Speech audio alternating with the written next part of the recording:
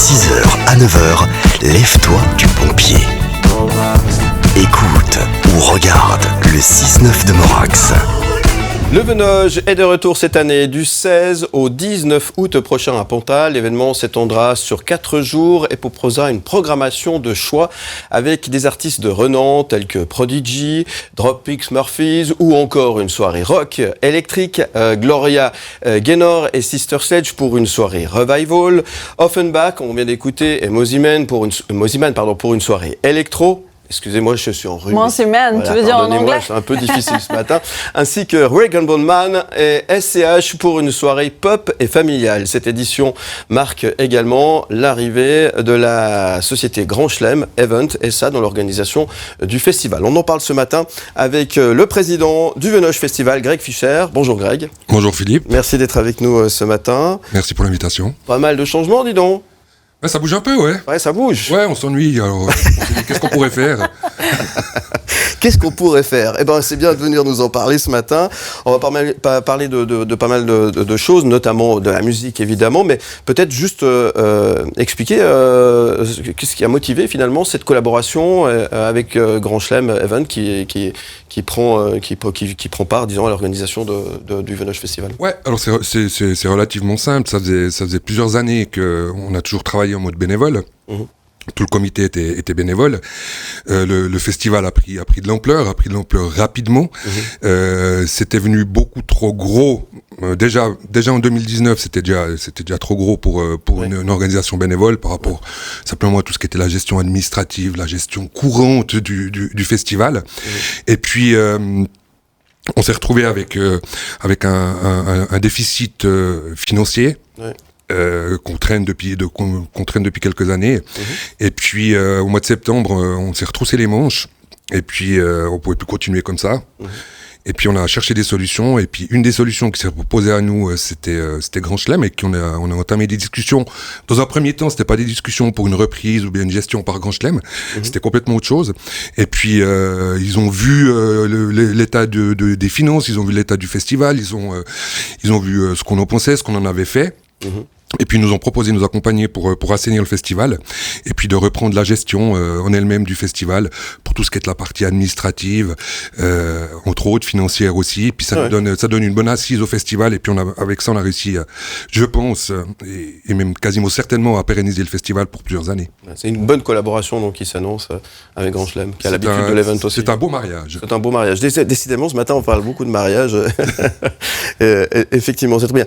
Le festival qui a déménagé, qui avait commencé à Ponta, qui a perdu son La pour devenir pour aller à Ponta, ouais. Et qui a finalement grandi très très vite. Est-ce que finalement il n'a pas grandi un peu trop vite, ce festival? Ouais, c'est toujours une question qu'on peut se poser, effectivement. Après, c'était une ambition à partir du 20e anniversaire qu'on a fait il y a maintenant. Alors, il faut plus compter en années, parce qu'avec les années Covid, c'est un petit peu compliqué. Il y a quelques années. Il y a quelques années de ça. On s'était posé la question justement au 20e anniversaire, qui avait plutôt bien marché, de se dire ok, est-ce que on profite un petit peu de l'engouement qui est autour de ce festival pour essayer d'aller un peu plus loin et puis de créer quelque chose, parce que on s'est assez vite rendu compte que la date était bonne, l'emplacement était bon géographiquement, très proche de Lausanne, sortie d'autoroute, le Gros de Vaud, et puis on s'est dit il faut aller de l'avant. Alors effectivement, si on regarde de l'extérieur, on peut se dire effectivement ça grandit vite par rapport à certains autres festivals qui ont mis peut-être plus d'années à arriver à la jauge qu'on a maintenant. Bien sûr. C'est peut-être aussi ce qui a créé la situation dans laquelle on s'est retrouvé cette année, ça c'est sûr. Ouais. Mais il y a eu des erreurs de gestion, peut-être des erreurs administratives, mais plutôt par manque de temps et du fait qu'on était bénévole. Donc effectivement, ça, vu de l'extérieur, on peut se dire que ça a peut-être grandi un peu vite, mais nous on est en tout cas ravis au jour d'aujourd'hui d'avoir pu monter ce festival comme il est maintenant, de pouvoir accueillir les artistes qu'on accueille chaque année. Chaque année, tout le monde dit ah ouais, il y a ça à Ponta là, il y a ça à Ponta, c'est assez fou quoi. Ouais. Donc ça, on en est fiers, et puis on est content que les gens nous suivent, et puis soient contents de venir à nos soirées et puis venir s'amuser pendant quelques jours au mois d'août. Ouais. Et le Covid n'a pas fait du bien non plus dans tout ça. Non, alors ça c'est clair que ça a strictement rien arrangé. Ça c'est une chose, on s'y attendait pas. On a dû annuler l'édition 2020, on a dû faire une édition ultra réduite en 2021. Ça a permis aussi de se reposer un petit peu, entre guillemets, d'essayer de faire au mieux pour réfléchir à l'avenir. Et puis, il y a pas eu que du mauvais, il y a eu du mauvais dans le Covid, il y a eu aussi un petit peu du bon.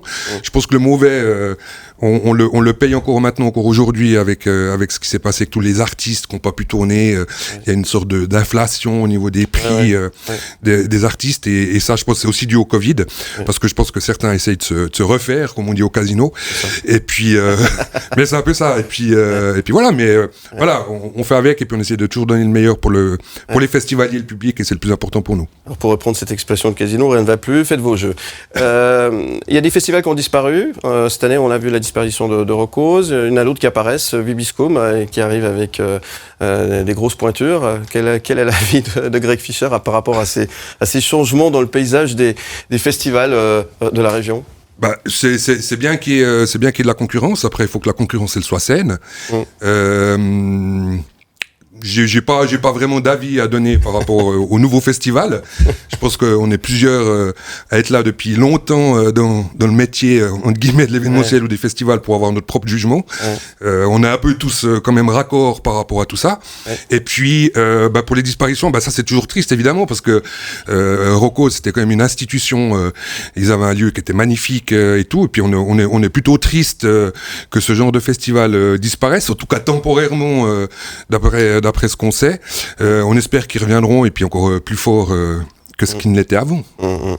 L'offre qui est proposée en Suisse romande entre le Montreux qui va annoncer son affiche aujourd'hui, l'embargo va tomber tout à l'heure à 11h, le Venoge, Paléo, Caribana, Festinoche, Sion sous les étoiles, enfin j'en passe et des meilleurs.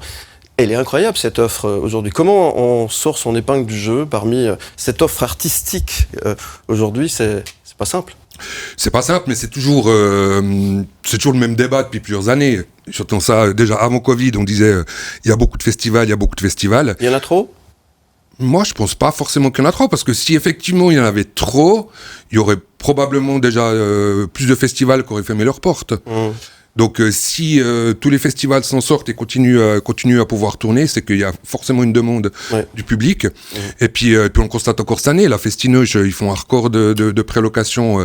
Sauf erreur, historiquement, c'est la première fois qu'ils font sold out 2 mois avant le festival sur toutes les soirées.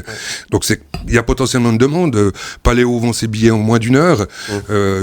C'est proche d'un record aussi, si c'est pas le record. Donc il y a forcément une demande.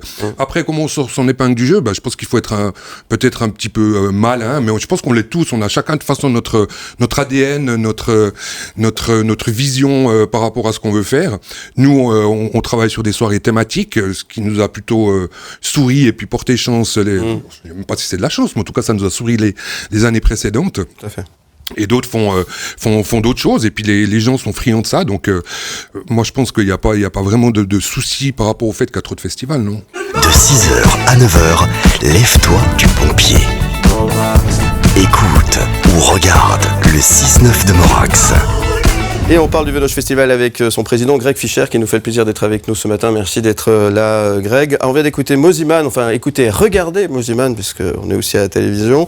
Mosimann qui est presque un habitué du festival. Il était là l'année dernière, notamment. C'est ça, il était là l'année dernière, et il sera de nouveau là cette année, le vendredi soir, et cette année avec un double show. Un double show, ouais, c'est pas mal. Show double. Exactement. Une fois en mode DJ set, et puis on finira la soirée du vendredi avec le live de Mosimann, qui a une formule live maintenant qu'on a vu à l'Olympia à Paris, et ça a plutôt de la gueule, et puis ça nous a convaincu de se dire on pourrait finir avec ce live. Ça demande un petit peu un ajustement technique, donc il y aura là depuis l'année passée on enchaînait les DJ sur les scènes, donc là sur la River Stage il y aura un blanc d'1 heure, le temps de pouvoir faire le changement de plateau. Ça se passera pendant qu'il y aura la tête d'affiche sur la grande scène, et puis on enchaînera ensuite avec le show de Mosimann, et puis on se réjouit de pouvoir montrer ça au public, parce que de ce qu'on a vu c'est plutôt top, et ça a de la gueule, et il est très talentueux ce garçon. Ah oui, effectivement, et il a une montée, il a le vent en poupe en ce moment en tous les cas, et il écrit aussi pour les autres, et il écrit très très bien, c'est un artiste incroyable, complet comme on dit. C'est ça. Tout à fait. Tu parlais des deux scènes, donc ça veut dire que l'infrastructure et la logistique de l'année dernière, c'est la même en fait, c'est ça? Alors ça sera quasiment la même et on va faire des ajustements parce que c'est toujours ce qu'on a un petit peu fait au fur et à mesure des années avec le festival, c'est que on analyse un petit peu ce qui s'est passé durant le festival et puis on essaie de mettre des améliorations, de porter des améliorations en tout cas au festival. Là, l'année passée, c'était une première sur le nouveau site.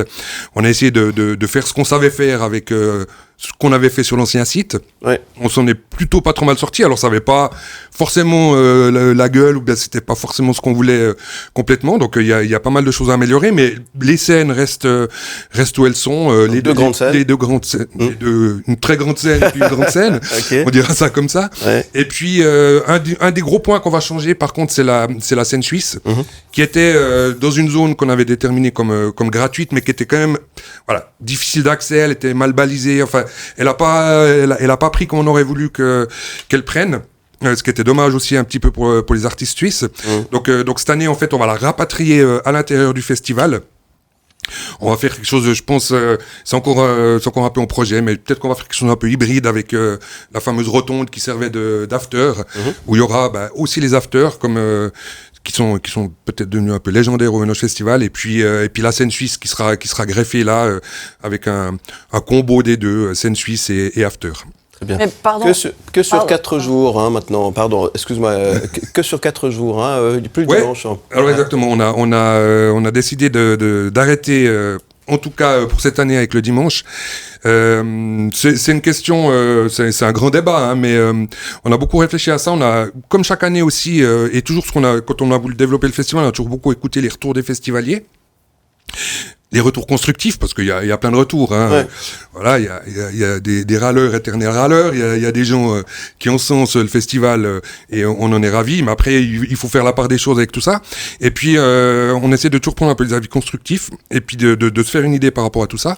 Et puis, une fois qu'on a pris tous ces retours, on s'est rendu compte en fait que le dimanche, il est bien, les gens l'aiment bien. Mais il y a beaucoup de gens aussi qui nous disent c'est dommage, c'est la veille de la rentrée scolaire. C'est dommage que ça finisse à 19h parce qu'on serait resté avec les enfants. Voilà. Et puis c'est vrai que logistiquement en plus c'était très lourd le dimanche. On a eu beaucoup de chance l'année passée. Alors les gens vont dire oui, mais vous avez fait sold out l'année passée. Pourquoi vous refaites pas le dimanche? Alors on a eu beaucoup de chance l'année passée de faire un sold out parce que on a eu de la chance de pouvoir faire Vitesse Slimane, Dadju, Vitesse Slimane qu'on avait signé déjà pour 2020. On les avait signés un petit peu avant que ça commence à vraiment cartonner. Donc on a eu un grand coup de bol. Donc il faut pas non plus que forcément on s'emballe sur un sold out en se disant voilà. Ouais. On a la solution miracle, ça va être tous les dimanches comme ça. Donc on est resté très pragmatique par rapport à tout ça. Et puis il s'est avéré qu'on s'est dit le dimanche c'est un peu compliqué, on va écouter tout ça, puis on va rapatrier ce qu'on faisait le dimanche sur le samedi pour faire c'est un peu l'année des soirées hybrides, peut-être c'est le renouveau du Venoge, mais on va ouvrir le samedi plus vite, autour de 14h30, 15h, quelque chose comme ça. L'heure fixe est encore pas définie. Et on va rapatrier ce qu'on faisait le dimanche en début d'après-midi avec des animations pour les enfants, et ce genre de choses. Et une programmation un petit peu plus jeune et moins jeune sur le samedi. Donc le dimanche, rangement. Un jour de plus pour ranger en fait. Ouais, alors effectivement, ça fait effectivement un jour de plus pour ranger. C'était pas ça la motivation première du dimanche, mais du fait qu'on supprime le dimanche, mais c'est vrai que ça fait un jour de plus pour ranger. De 6h à 9h, lève-toi du bon pied. Écoute ou regarde le 6-9 de Morax. Greg Fischer, notre invité ce matin, président du Venoge Festival, est avec nous pour nous parler de cette édition numéro 23. On va parler un peu du programme, des artistes à l'affiche cette année. Le programme a été dévoilé hier. Des bons retours déjà par rapport à au public. Oui, alors le public d'une manière générale est plutôt content. Nous, on est contents. C'est toujours chaque année un peu la même chose. C'est de savoir à l'accouchement de savoir si le bébé va être beau ou pas beau, justement, s'il va plaire ou pas plaire. Il y a un petit stress chaque fois quand même. Ouais, bien sûr, il y a un petit stress. Puis en plus, quand même, il faut admettre que l'année passée, on a mis la barre assez haut. On aime bien se tirer un peu des autogols, je crois, des fois. Et puis, du coup... Pourquoi vous dites ça?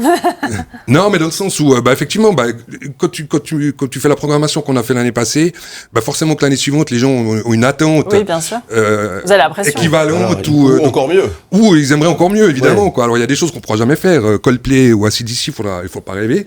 Il y a des choses qu'on peut se payer, entre guillemets. Il y en a d'autres qui sont clairement impossibles parce que, au niveau des cachets, c'est juste pas possible. Donc c'est toujours assez compliqué de faire une programmation avec le budget qu'on a et puis d'essayer de plaire ou de contenter tout le monde. Il y a différents avis, il y a des gens qui aiment, il y a des gens qui aiment pas, mais je crois que ça, de toute façon, c'est un petit peu l'histoire de la vie. Donc ça veut dire quoi? Ça veut dire que tu as fait avec ce qui reste? Pardon? Ça veut dire que tu fais avec ce qui reste? Ah non, pas du tout. Non. Typique, par exemple, Ragon Bonwen, on est en train de discuter avec lui depuis juin de l'année passée. Ah ouais. Donc là, au mois de mai, on va commencer la programmation pour 2024. Ouais. Donc ça prend beaucoup de temps. C'est pas du tout. On n'a pas les viennent ensuite ou ce qui reste, mais c'est aussi un des paramètres de ce qu'on discutait avant avec le fait qu'il y a beaucoup de festivals. Il y a beaucoup de festivals, mais il y a pas non plus multitude d'artistes qui sont, comment on pourrait dire, peut-être bankable ou bien qui remplissent, ou bien ceux qui remplissent coûtent cher. Donc on est obligé de trouver des petites astuces ou bien des moyens différents pour pouvoir remplir nos soirées. La fusion vous a empêché peut-être d'avoir plus de temps ou non? C'est pas une question de temps là. Tu dis la restructuration du Venoge? Oui. Ça vous a empêché peut-être d'aller chercher plus d'artistes ou non? Non, parce que comme je disais, on avait de toute façon déjà commencé la programmation avant ça déjà. Avant ça, mais effectivement pendant 3-4 mois, ça a été un petit peu le flottement de savoir où on allait. Puis on n'a pas voulu non plus trop pousser, donc du coup ça nous a ralenti un petit peu dans la programmation. Vous êtes quand même fiers de cette prog? Ah mais clairement. Bon. Ah oui, c'était alors ça toujours. Bon, alors, justement, on va en parler de ce bébé qui a été dur à accoucher. Parlons de la première soirée. Alors la première soirée rock, rock électrique comme on l'a appelé. C'est une soirée un petit peu hybride. Hein. C'est dans l'air du temps, comme je disais tout à l'heure. Alors c'est thématique et hybride en même temps. Hein. C'est thématique et hybride. Non, mais dans le sens où c'est hybride, c'est que jusqu'à maintenant, la soirée du mercredi était clairement rock. Ouais. Cette année, on y a apporté une touche un petit peu différente avec, entre autres, une opportunité qu'on a eue, c'était de pouvoir faire Prodigy. Qu'on n'a pas vu depuis très très très longtemps sur des scènes. Ils refont une tournée cette année. Même chose pour eux. On était en discussion depuis juin ou juillet l'année passée. Ouais. Et finalement on est ravis de pouvoir les accueillir. Alors c'est pas très rock pour certains, pour d'autres voilà, moi je pense que c'est ménage, en tout cas il y a l'énergie du rock, même s'il n'y a pas forcément une guitare, une basse, une batterie. Il y a tout ce qui va avec, et puis c'est toujours des énormes shows Prodigy. Donc on est ravis de les accueillir avec entre autres aussi sur la grande scène Dropkick Murphys. Ouais. Donc plutôt punk rock celtique, des Irlandais expatriés aux États-Unis. Enfin, je pense que même ils ont dû naître aux États-Unis, mais ils sont de souche irlandaise en tout cas. Donc voilà, on est ravis aussi de les accueillir eux, parce que ça faisait 4 ans qu'on les traçait un petit peu et ils tournaient jamais au mois d'août en Europe. Et on est content de les accueillir cette année. Et puis Inspecteur Clouseau, groupe français, voilà vraiment pur rock, un combo super énergique. Et puis sur la River Stage, on a 3 groupes: Carpenter Brut, Tagada Jones, et puis un groupe lausannois qui s'appelle Guts. Carton. Qui marche très très bien, c'est des super musiciens, et on est ravis de les accueillir en ouverture de la River Stage cette année le mercredi soir. Voilà, le jeudi soir, la mythique soirée années 80. Alors la mythique soirée années 80. 8 août. Les années 80. On ne sait pas encore... en fait, chaque année, je dis la même chose. Puis chaque année, il y en a de nouveau une. Ouais. Donc, en fait, je sais pas combien de temps on va pas encore la faire, cette soirée années 80, parce que chaque année, je dis toujours, ça devient compliqué de trouver des artistes qui sont encore vivants, qu'on n'a pas forcément encore vus. Ouais. Mais je crois que, cette année, on s'est plutôt bien débrouillé, avec, en tête d'affiche, Gloria Gaynor. Sister Sledge. Sister Sledge aussi, ouais. Bon, Sister Sledge, pardon. Ouf. Bienvenue. Joli, hein. Ouais, Sister Sledge, pardon, qu'on a déjà vu, hein, qui était déjà venu chez nous. Ouais. Mais comme je disais, il y a quelques groupes qu'on refait. On n'est pas les seuls à refaire des groupes et faire revenir des groupes au festival. D'autres le font très bien aussi. Mais en l'occurrence, Sister Sledge, on les avait fait 2018 ou 2019. J'ai toujours pas la date de Pierre. Je sais plus si c'est 18 et 19. Puis je dois admettre que j'ai pas été regardé dans les archives depuis hier. Mais on les avait fait. Puis on les avait fait un petit peu tôt dans la soirée. On a été déçus pour elle parce que c'était vraiment un show qui était super.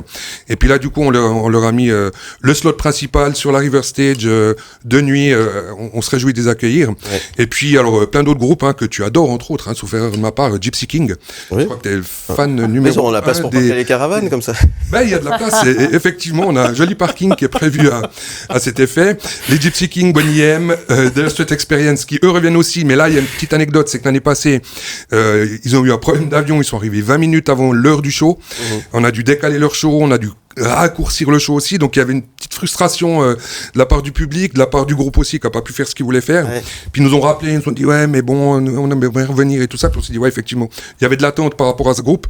Et donc du coup on les refait aussi. Il y a un super groupe qui s'appelle l'Héritage Goldman, avec tous les anciens musiciens de Jean-Jacques et Michael Jones. Oui.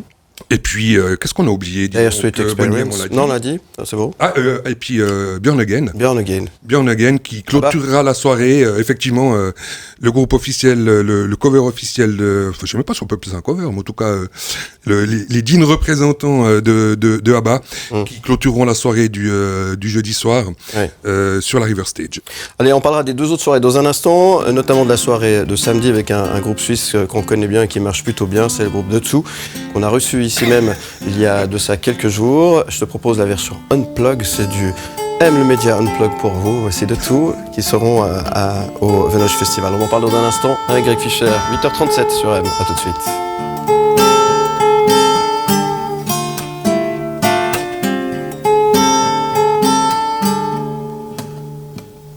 Become la mer mauvais,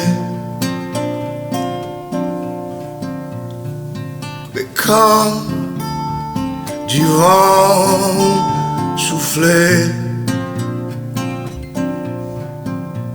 trop fort pour naviguer.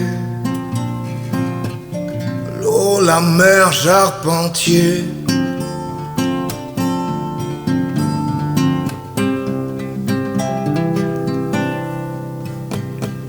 Ouais, comme pêcheur, y aller. Ça vague la haute, vague la gros, vague la wow, vague la kimé. Ouais, comme pêcheur, y aller. Jamais s'y retourné.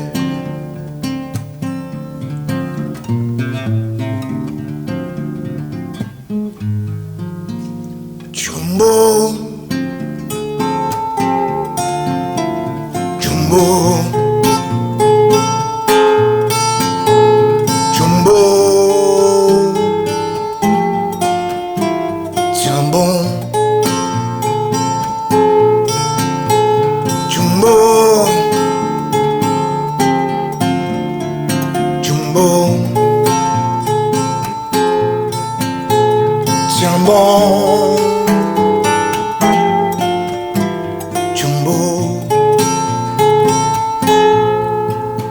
Sur la gale, sur la voile, sur casier, sur y aller.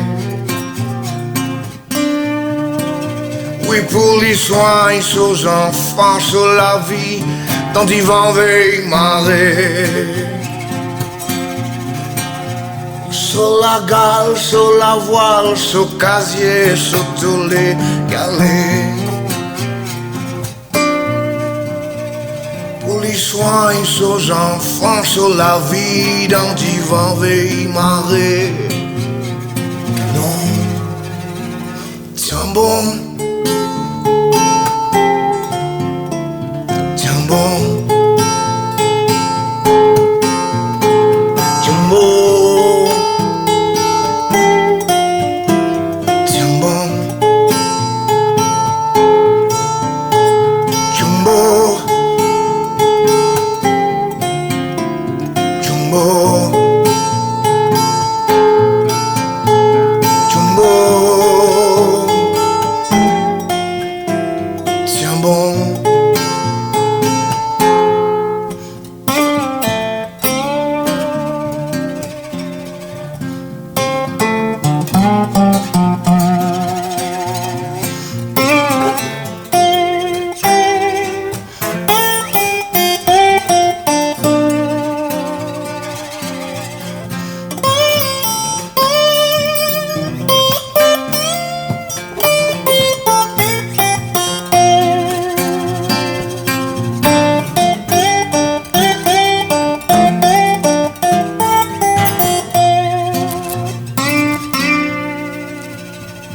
Oui, quand la mer mauvaise,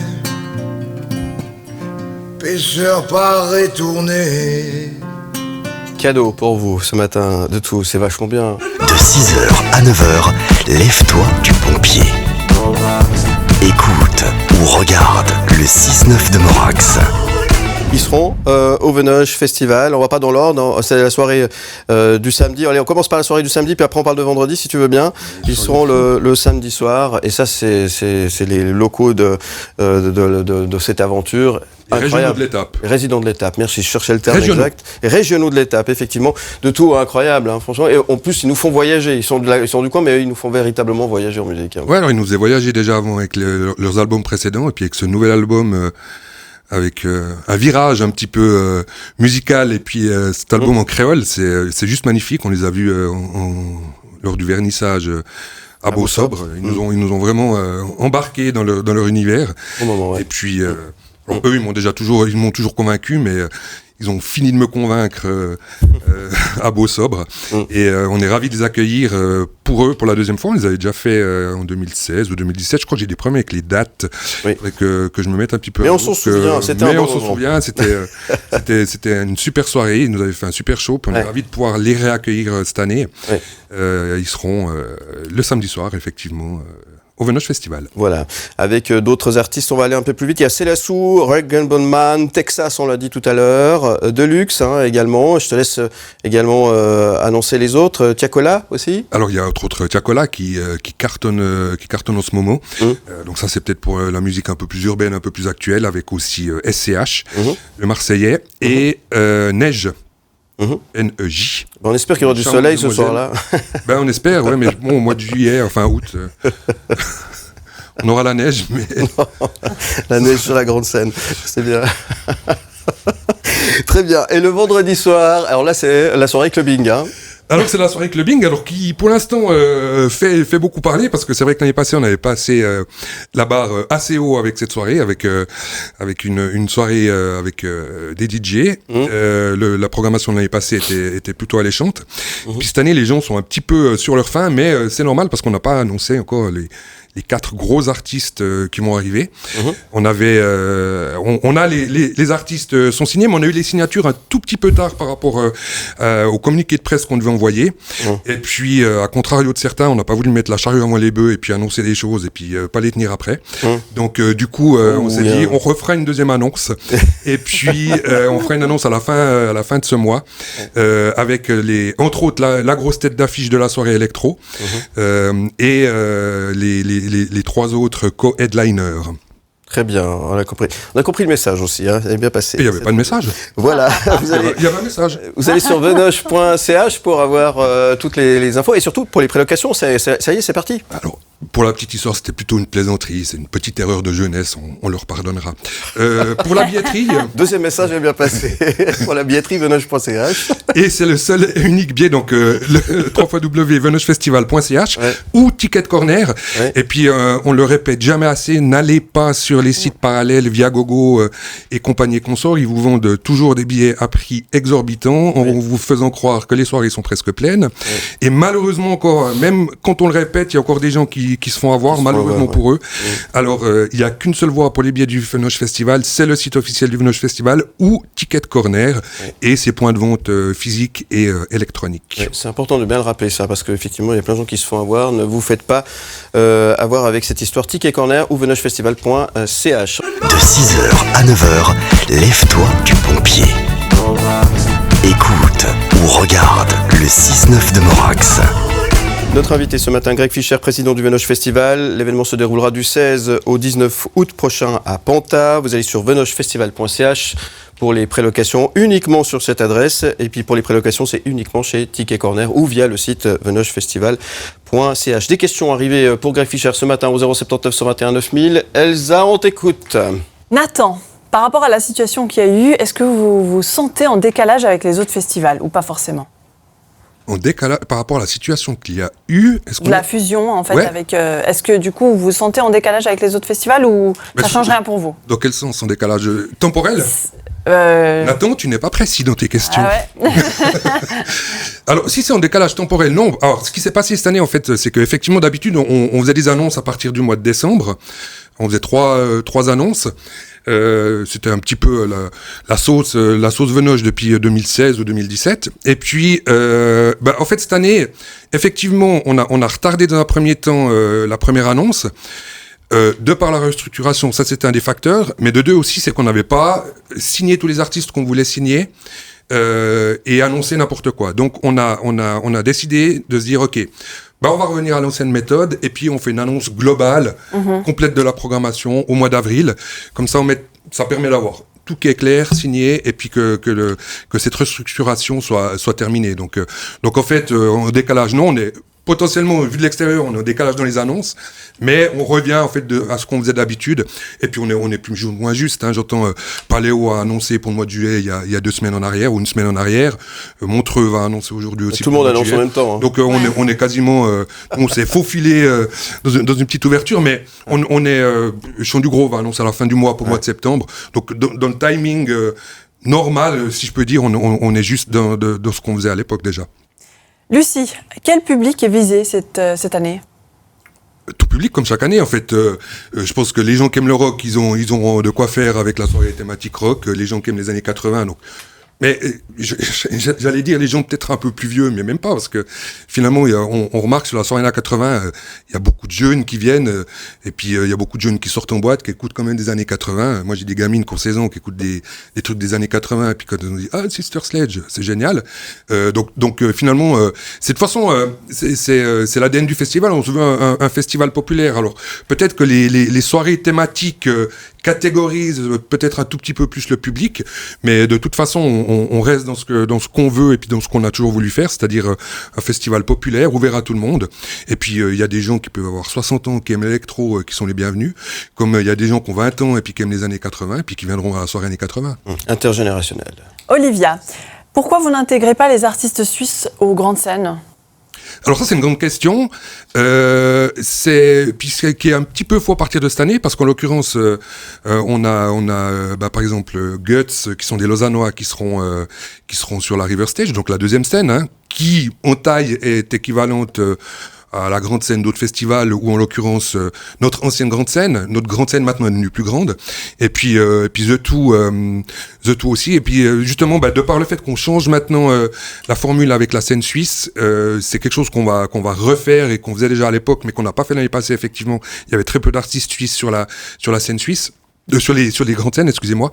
Et puis depuis cette année, on a de nouveau deux groupes suisses qui vont intervenir sur la grande scène et sur la River Stage, plus encore sur cette jolie scène qui sera dans la rotonde avec Mosimann.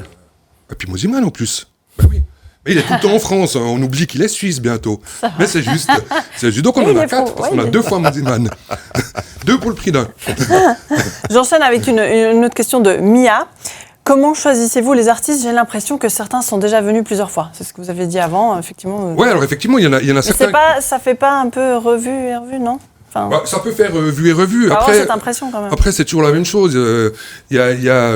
On va arrêter de se comparer aux autres, mais il y a des festivals qui font revenir chaque année le même artiste, 4 années de suite, et puis tout le monde est content. Et puis nous, on fait revenir Sister Sledge, qui sont venus en 2018 et qui reviennent en 2023, 5 ans de différence. Effectivement, voilà, c'est comme ça. Après, de nouveau, pour les années 80, c'est pas évident, parce que comme je disais tout à l'heure, le réservoir entre guillemets d'artistes n'est pas inépuisable. Donc forcément, on va revoir des artistes. Et puis il y a des artistes qui ont de l'actu. En l'occurrence, par exemple, effectivement, Offenbach, c'est la 3e fois qu'ils viennent. Mosimann, ça sera la 2e fois, mais c'est un petit peu les ambassadeurs de notre soirée électro. Offenbach était un des premiers groupes sur la première soirée électro, le premier gros groupe, entre guillemets, ou en tout cas du haut DJ qui est venu à cette soirée-là. Puis c'est un peu, je vais pas dire nos mascottes, mais c'est un petit peu nos ambassadeurs de la soirée électro. Puis on est ravis de les accueillir à chaque fois. Ils font un super show à chaque fois, tout le monde est ravi, donc voilà. Et puis si on peut regarder à l'étranger, vous allez à Tomorrowland, je pense que chaque année il y a à peu près les mêmes DJ, donc voilà. Et puis tout le monde est content d'y retourner. Ouais. Dernière question. Antoine, niveau stratégie, vous avez gardé le mystère autour du festival, s'il avait lieu ou pas. Est-ce que cette édition est considérée peut-être comme une renaissance ? Parce qu'elle a peut-être failli ne plus avoir lieu, n'est-ce pas ? Oui, alors effectivement, on peut rien se cacher. Il y avait une probabilité ou une possibilité effectivement que le festival disparaisse. C'était pas une stratégie de laisser planer un mystère complet. C'est simplement par la force des choses, ça s'est fait comme ça. Il fallait qu'on puisse restructurer. Voilà, effectivement, il y a une incertitude que je peux comprendre pour les festivaliers. Il y a une grosse incertitude aussi de notre côté quant à savoir ce qu'on allait faire. Et puis finalement maintenant tout est réglé. On est content de pouvoir annoncer ce programme et puis d'être de retour. Est-ce que c'est une renaissance? Je ne sais pas si c'est une renaissance, mais en tout cas c'est un nouveau départ. Merci. Bon, ça revient au même. C'est juste. Effectivement. Renaissance, départ. Merci. Qui s'ouvre. Voilà. Allez, explication de texte ce matin. Greg Fischer. Merci Greg Fischer. Qu'est-ce qu'on peut te souhaiter aujourd'hui? Tout le bonheur du monde, alors, comme disait Sinsemilla. On te souhaite tout le bonheur du monde. Merci d'être venu nous parler de cette édition 2023. On rappelle, merci de m'avoir accueilli. Avec grand plaisir. venogefestival.ch pour toutes les infos, pour le programme et surtout pour préloquer. C'est seulement sur venogefestival.ch et Ticket Corner que, rappelons-le, pas ailleurs, que vous pouvez notamment prendre vos places pour le Venoge cette année qui se tiendra, on le rappelle, du 16 au 19 août. 16 au 19 août, voilà, c'est noté. Merci Greg. Merci à vous.